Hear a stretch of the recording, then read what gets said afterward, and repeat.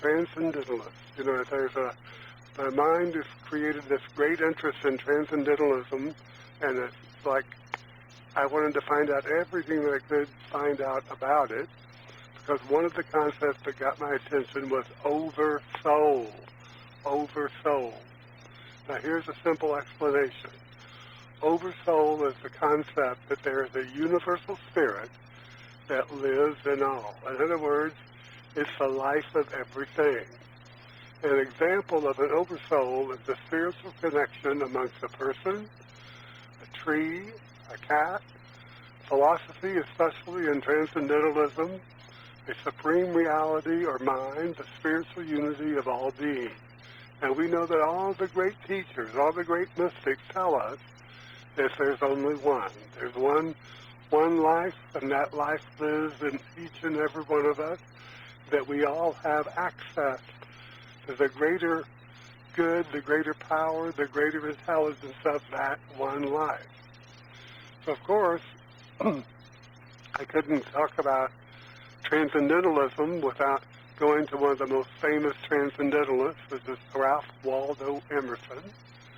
Ralph Waldo Emerson wrote so many books and gave so many lectures about transcendentalism that he's known as the transcendentalist icon. He wrote, "The transcendentalist adopts the whole connection of spiritual doctrine. They believe in miracle and the perpetual openness of the human mind to new influx of light and power. They believe in inspiration and in ecstasy. They wish that the spiritual principle should be suffered to demonstrate itself to the end, in all possible applications to the state of mankind, without the admission of anything unspiritual, that is, anything positive, dogmatic, or personal. Thus, the spiritual measure of inspiration is the depth of the thought and never who said it. And so they resist all attempts to palm other rules and measures on the spirit than its own." Think about those words. And I believe the most important statement in these words from Emerson is the perpetual openness of the human mind to new influx of light and power. The open mind is what brings us to the highest of truth that we can realize at any point in time.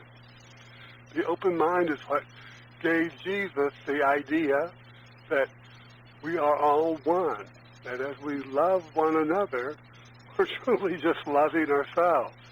It gave Isaiah the idea that besides this universal life that we're all partaking of, that there's none other. There's only this one life living itself through each and every one of us. Now, for lack of a better word, we often call that God. But Emerson is also telling us, don't give credit to the person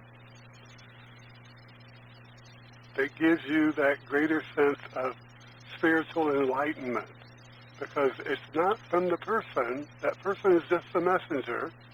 It's from this intelligence, this spirit, this power that's moving through the mind of mankind to certain individuals who are receptive to it, to bring it forth into our consciousness.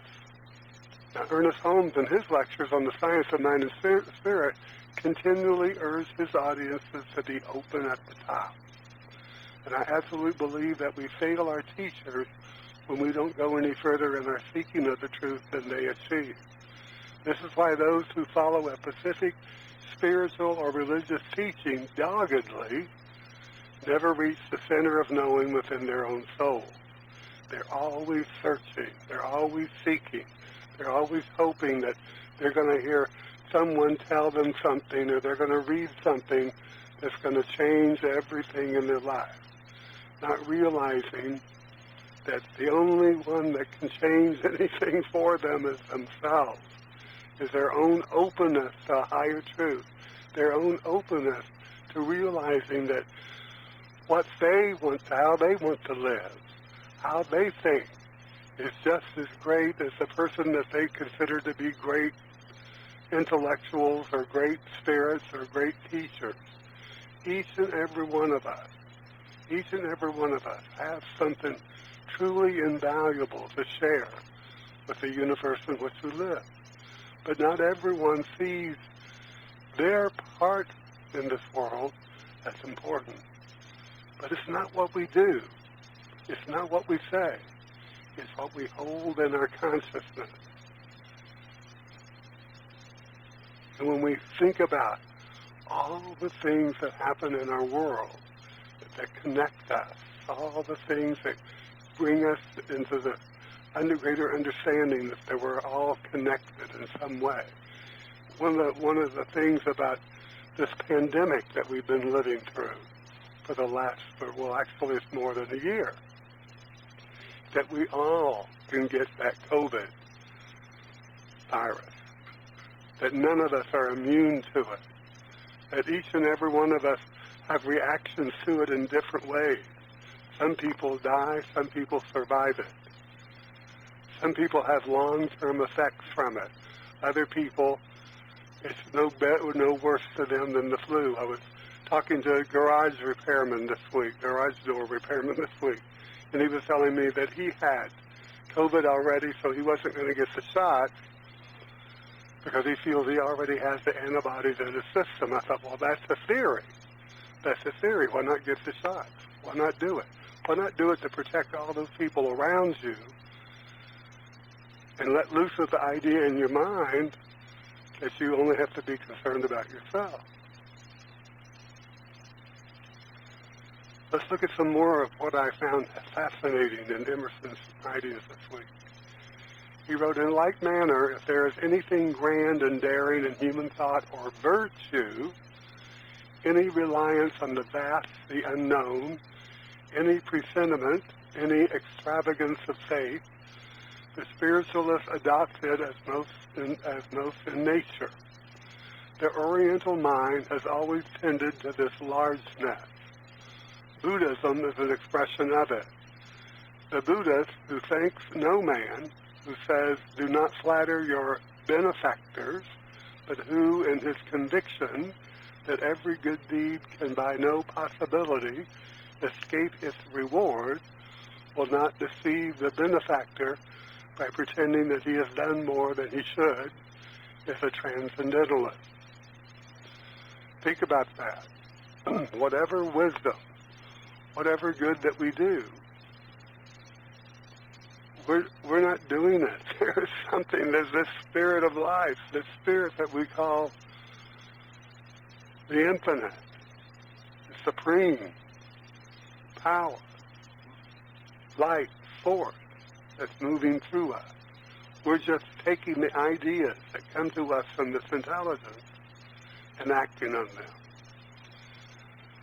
So let's not flatter the benefactor, but realize that it came to us and we were receptive to it and we let it into our consciousness because we chose to. And they chose to give it to us because that givingness